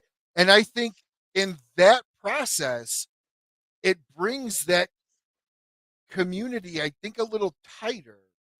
And maybe there's a little bit more sense of loyalty for the consumers that are part of that to support the brands that are part of it. What would you But agree? what is the again from an association perspective?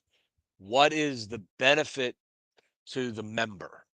So if you're a consumer and you're a member of TPA, what's the benefit to them? Now, from what I understand, they're going to get better. They're going to get special deals and all of that. Correct. Limited Okay, that runs, yes, exclusives. that becomes a benefit. Correct. Okay, Because a lot of the boutique guys sell from website or sell direct to consumer. correct. So a lot of those guys can give or Ronnie had talked about putting together um like a cigar of the month club pack type deal where Pull people up Chris can Colter's comment. yes, yes he is.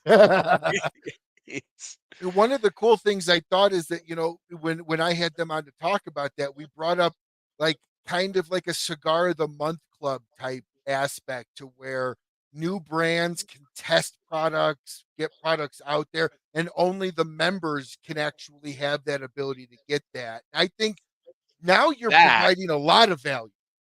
that right there, that alone is a reason for having something formulated that way. Because now, if small companies can send out packages for a panel of consumers to test and have access to a legit set of consumers that are actively engaged in this industry, to give them feedback, that is a multiple benefit approach, and that makes sense. No, and I think that's the benefit of getting the consumer involved in an organization, in an association, because you build that yeah, there you go. I guarantee you we can make that happen. I could pull a few numbers, pull a few names. But no, We just I think co-branded, there you go. I think powered that's by TPA. I think that's a great idea though for to allow that consumer that involvement because there's enough geeks out there that would like to have some of that insider potential information Yes. Yes, or absolutely. to be able to follow that. Now, coming from a standpoint from strictly media mind only right now, Jimmie, does that just kind of drive you nuts as a media person? Oh, just another association. Put back the friends, put back ish, put back just strictly media only. Does this like kind of If it doesn't if annoy? it doesn't serve if it doesn't really serve a benefit to the member, it's just a duplicate of what somebody else is doing. It doesn't make any sense. I mean, I'll So tell you, then, like years ago, Cigar Coop. I remember Cigar Coop back about 8 years ago. Him and a couple other media guys that were a few years more mature than I was created the Cigar Media Association, a CMA. mhm. And what they did is you had to have a certain amount of content. They defined what it meant to be in the CMA. And then they were supposed to work together and have a code of ethics, all of this stuff, have standardized way of doing things and stuff they tried to do. It ultimately didn't work. Okay. I don't know if it didn't work because not enough people wanted to be part of it. Some people might have felt it was self-serving to some and not to others. You always got to run down that road, right? It Well, has to people might serve have all felt that they were members. pulling the ladder up behind them in like exclusion. Yeah. And an association must serve all its members. Okay. It can't So, just be membership dollars and not providing a service back for those dollars. so if I was to ask you honest, brutal honesty, all right, I'm looking for that New York, New England honesty here. If we really need another association, what would you say? No.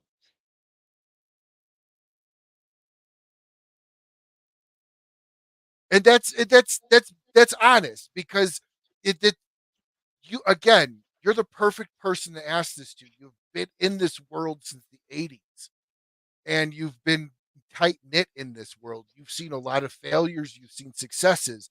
I do personally feel that a TPA could be a big success. And again, it would have to serve. The other thing I have concern with associations is the time, um, the the attendance. Just we have. Think about cigar events, right? We used to have a few big cigar events. Now there's like these events are just popping up every day, overlapping each other on weeks and weekends, and there's so many different options which is good for the consumer. But in the end, like from a media approach, I'll just look at it from the media approach. How many can I go to? Who am I picking? Yeah, Where am I going to do this?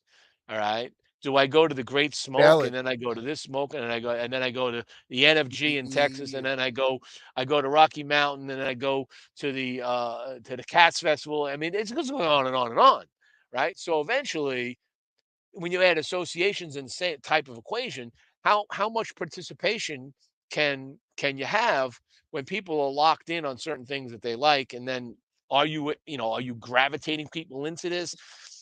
You better be giving them something good to catch their attention, or they're just going to be like, nah, I'm not going to do it.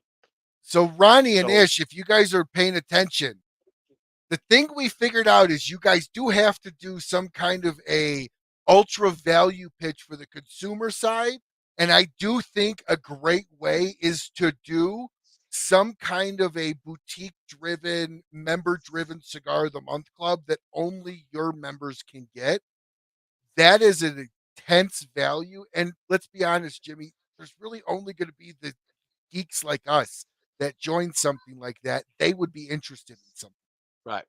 Now, I'll give you an example of something from a whiskey perspective, right? So here in Florida, I ran into a number of years ago. There's a whiskey club, okay, here in I think it's in Stewart, Florida, and they have a nice membership. And what they do is they gather for meetings, and they they share different bottles of whiskeys, and they talk about them, and they discuss it, and so forth, and every other year, okay, a 2-year cycle, they plan a trip to Scotland. Okay, it's Scotch Club, right? Scotch Whiskey Club. They plan a trip to Scotland, to a specific region in Scotland for a week, and they hit that region and hit the different distilleries as a group. Okay, that would be a very cool thing for such an association like TPA to say, okay, your membership also gives you a, you got to pay for it, obviously, for a trip, but it gives you this invite that the average person who's not part of it Doesn't isn't get going to. It's another exclusive that says we're going to have this special trip planned to Nicaragua, Honduras, Costa Rica, Mexico, wherever it Dominican. is, Yeah. right? I think that's a great idea. You're uh, that that's better again to the geek like us. That is a trip of a lifetime. Like you just got to pay to get there, and then the Yeah. whoever they work with sponsors the event. Like that is huge. Yeah, and you can Um, get that. You can get that experience with some shops, right? So, there are shops like, that carry AJ, for instance, which most shops probably carry AJ. And they can always put together a tour and bring a group of 12 people or so to Nicaragua and visit AJ. But I'm not talking about visiting just AJ. It would yeah, be, you're going to Esteli, you're doing a bunch of these places that you all know and love, and the small guys, the smaller brands, right? Not the bigger brands sure, necessarily. Look, sure. again, keep it at this level of building up some small brands, um, and going out there, and if they've got a field, or if if they have a factory, they may not even have a factory. They're going to bring you to the factory that makes their cigar. They may not have a factory, but that's okay. You're still going to get into this tour. I think that becomes a powerful thing for such an organization. And then that I agree. association makes sense to me because I'm getting perceived value. Whether I participate in that value is another story. I may not Correct. participate because I don't It's have the there. time or the money or whatever. Sure. No, I like that. I think that's Ronnie, Ish, Lou, tell them to watch the last 30 minutes of this because I think everything that is being said here is incredibly valid for a new organization. And one of the things that I focused on when I had them on was money. Where's the money going? Right? Because that's really Yeah. the number one question why any organization is created by any member is where's that fucking money going? What And are they and using the money for? correct. And I drilled on that with them. And I think you brought up some incredible value points around not a brand being part of it, but what would make a consumer even support that? And there has Mhm. to be a lot of value from it. It can't just be a newsletter, or else you're just asking for a donation. You have to be able to give them something for that Right. financial contribution. And I think the idea of having special cigars, being part of a tasting panel, a larger tasting panel. I mean, how cool would it be to have 50 consumers, okay, testing your blends? It's going to cost you a couple more shekels because you're going to have to make a few more cigars, but you're going to get a variety of feedback as opposed to 3 people. Correct. And it's 50 consumers that are like, again, tobacco geeks that, Right. that, because again, you're not joining an association if you're only smoking 4 cigars a year, right? You're Mhm. joining an association like this because you smoke daily, Right. you Or know? you can have it where you also have special, and I think they're saying, I think Ish told me that, I think they may be doing this, where you have, you get a special discount with the card at a Correct. shop that carries the association members' brands. Correct. Correct. That's a great value as well on it. I think that's state like mine, 10% discount at a shop. Yeah, I mean, a $15 cigar in Florida is $20, $22 here. I know. New York It's is like that too. It's ridiculous. been No, it's stupid. 60, it's 67%. So, well, here in closing, Jimmie, I'd love for you to give us a tasting of a sample of some of your big brands that you're following this year. And maybe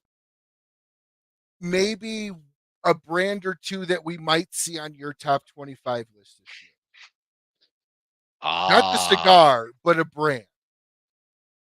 I you're probably gonna see um James Brown in that picture. Okay, Okay. Black Label. You're going to I'm gonna say right now, I am absolutely in love with the new Hoya de Nicaragua Cinco de Cinco.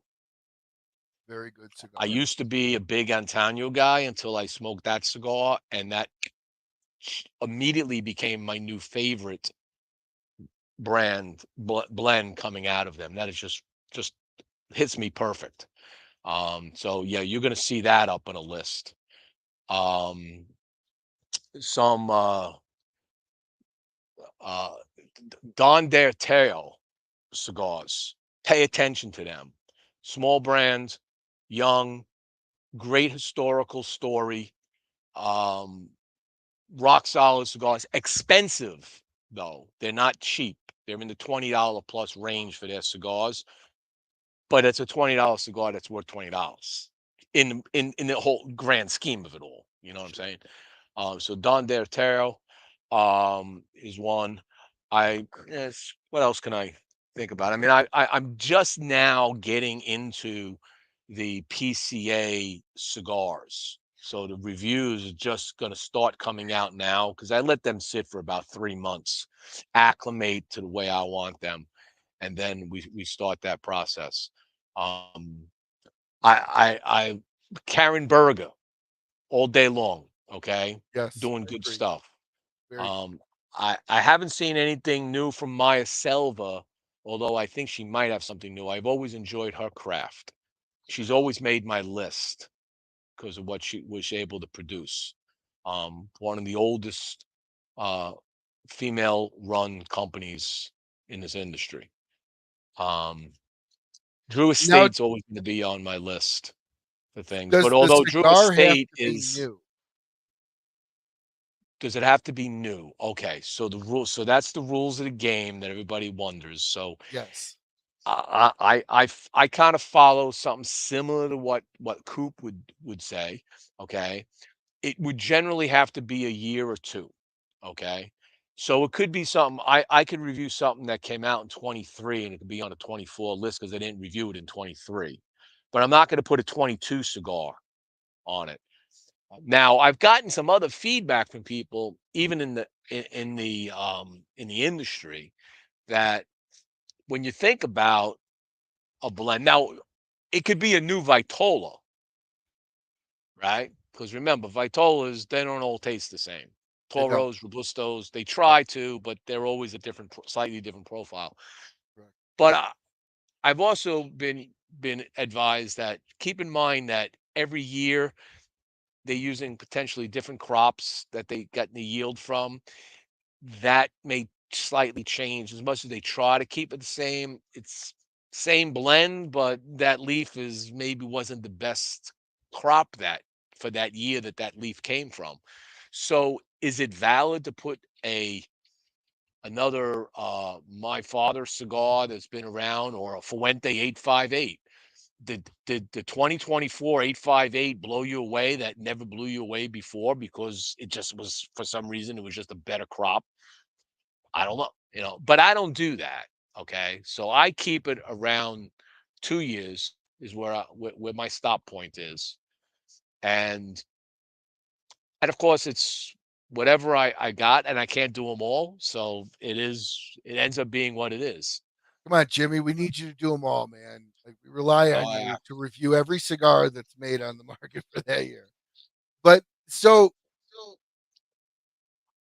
do you think a Cuban should be on a U.S. top 25? Say that again. Do you think a Cuban should be on a U.S. top 25 list, being that we can't really get them easily? I mean, we can, but not really. No, it's valid. It's valid. I have no problem with Cubans being on it, because again, um, like, I don't consider myself purely a U.S. brand, right? I'm worldwide, like I said. I have people all over the world that follow my site. So if I wanted, and I don't actually review the Cubans because personally, I'm kind of disappointed with them nowadays, and they're too expensive. So forget it. But if I was, I don't have a problem with that. I don't think it's a problem having Cigar Aficionado saying that there is a Cuban in there. All right. You can debate that all you want. This last year's list, there was a tremendous debate about a Cuban being number one. I think Rocky was number two, and the synopsis of the cigar American cigar community is, well, that really says that the Rocky's number one because you can't get the Cuban legally in this country. So, Sure. you know, but ratings, numbers, and rankings, okay, are there's a high level of subjectivity in that. Okay. We try to do our best to kind of normalize it with some equation. Everybody's got their own equation and rules and how things work. I never put ratings on my cigars until about 5 years ago because it was subjective. I realized that a lot of consumers, they don't give a shit about numbers. You know who gives a shit about numbers? The brand owners. Correct. As soon as I started putting numbers on cigars, people started paying more attention. And I was like, that's just blew my head, right? But by also putting numbers on it, it also allowed me at the end of the year to go back and look at my numbers and say, okay, these are the top rated cigars that I did for the year. Therefore, this is an easy list to build, except for the ones that you have to figure out, is this a little bit better than that? Maybe the same rating, but which one did I like better? And sometimes I'll go back and re-smoke a couple of them just to say, yeah, yeah, okay, this is a 10, that's an 11. This one's probably a little better than that one's, and that's very subjective on my part. But I tell consumers all the time, don't just read what I write. Go to other sites and look at a review of that same cigar. And I skew sometimes a little higher on my numbers. I get shit for that a lot. But bottom line is read the notes. Okay. And you will find across 5 reviews of that cigar, there's going to be a common core, all right, of notes. If I got chocolate and Coop got chocolate and Half Wheel got chocolate and developing palates got, if everybody got chocolate, you're probably going to get a chocolate note. But if I got honey and nobody else got honey in it, you might not. That's my palate telling me what Correct. I'm tasting. But Correct. there's a core. So find the core by looking at multiple reviews, and that'll tell you more about that cigar. And then pay attention to Stogie Press if you want to know how the cigar performs from a construction perspective, because I think I do the best job of that. Well, you certainly post a lot of pictures throughout the entire cigar review. That's Hmm. absolutely sure to show burn and That's everything correct. else. Your last question of the night before the really quick lightning round. How do you reassure 10 minutes. okay? How do you reassure your viewers that you're not favoring a friend's company? How do I assure my viewers that I don't favor a friend's company? Say your best friend in the industry is Rocky Patel. How do you let people know and give them the confidence that you're not giving favoritism to a friend? you just got to look at my reviews and you'll see that there are some companies that are even my sponsors that don't get rated high sometimes. I don't care. I'm not moved by the sponsorship and I'm not moved by the friendship. Okay. I am moved by my honest opinion of what I feel that cigar did for me. Okay. I pride myself on that. And yeah, I have sponsors that have gotten, there's some that got an 85 on a cigar for me, and that's a pretty low number for me. Okay. So nah, yeah, just look at the reviews. Um, that's all I could say on that. Well, and I agree with you on that. I just wanted to ask that question. So real quick in the lightning round, just real quick answers. What's your favorite cut? Baller cut. Well, oh, okay. That's a new one for the show. I've not gotten the baller cut. That's a very interesting cut. I have tried it. It's a good cut. What is your favorite size and wrapper? So favorite size would be it's a mix between a Robusto or a Toro, although I do enjoy my Lanceros. And as far as wrapper goes, it's kind of a tie between an Ecuadorian Habano or a Mexican San Andreas. Okay. What is your favorite pairing? Guinness. Guinness. If it Okay, if I it's an figured a Scotch. alcoholic drink, if it's alcoholic drink, it's going to be a Guinness because it goes with practically every cigar. And if it's a non-alcoholic drink, it's a craft cream soda with real cane sugar. Very specific. How many cigars a day do you smoke? 3 to 4 average. What is your go-to daily cigar? The one I have in my hand. I love that answer. I love that but answer. but I'll caveat that if I go into a shop and I will scan the humidor and I probably smoke most everything that's in the humidor, my eye gravitates to a uh what you call it? Shit. Now I'm gonna draw an old man blank for a second. Um it'll come back to me. I'm sorry. It's No just worries, no worries, it's no worries. just lost my mind there for a second. It happens to the best of us. Well, on that, Jimmie, this has been a true honor to have you on to grace the show. Have somebody that I have been watching for years and been following and reading. To have you on my show is just it's just really been an amazing experience for me. I love the unedited. I love the New York rawness to you. I think you're there's no lying in you. It's either they like what you say or they don't, and that's what it is. And that's great. I love that. And keep up what you're doing.